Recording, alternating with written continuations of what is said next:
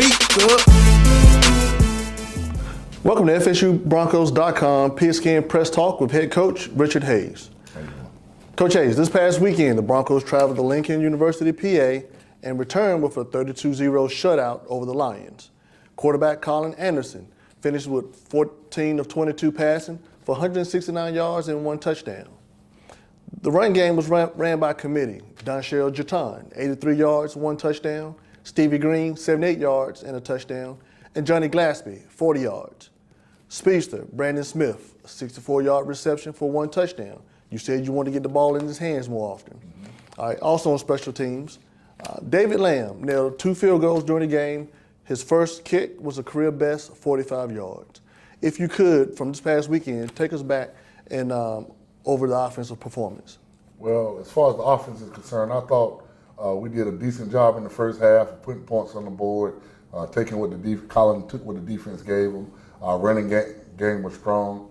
I think going into the third quarter, we only had 3 possessions, second half wise, and we shot ourselves in the foot all 3 times. So we have to eliminate the mistakes of quarterback dropping the snap, personal foul, false starts, things like that kill drives, because we left a few points out there on offense last week. Okay. On the defensive side, you had a defensive lineman of the week, Marcus Crutchfield. Mm-hmm. Could you talk about Crutchfield and the overall defensive performance? Well, Crutchfield is in his second year in the program, and I think he was a little down on himself earlier in camp, but his hard work paid off Saturday. I believe he ended up with 2 sacks and a total of 6 tackles for loss. So it's just a testament of him continuing to work hard and continuing to believe in himself. Yeah, all in all, he pushed the offensive back for a total of 35 yards just by himself. Wow. Yeah, coming off the ball, we said we wanted to get faster on the edge, coming off pass rushers off the edge. So I think Crutchfield, along with Hassan Nesbitt, as well as Brandon Miller, all 3 of those guys did an outstanding job pass rushing last week. Our defensive performance, as far as the shutout goes, I was happy that it was our first shutout under my era, but I still think that there were times when we didn't get off the field on third down when we should have got off the field.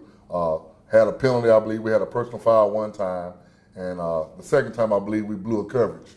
So those 2 things are the kind of things that we have to eliminate for us to get to where we're trying to get to this year. Yeah, you mentioned that Lincoln was close to scoring right before the half. They changed quarterbacks, started driving the field a little bit back and forth, and they missed the field goal right before the half. The first quarterback was a true freshman, but the second quarterback that came in the game, he was a little more experienced guy. He was a JUCO guy that played at Lincoln last year, so he had a little bit more experience on how to protect himself, knowing where the blitz was coming from, and then knowing how to scramble out of the pocket and make plays with his legs. So he did a great job doing that. Mr. Espinoza, I believe it is. All right.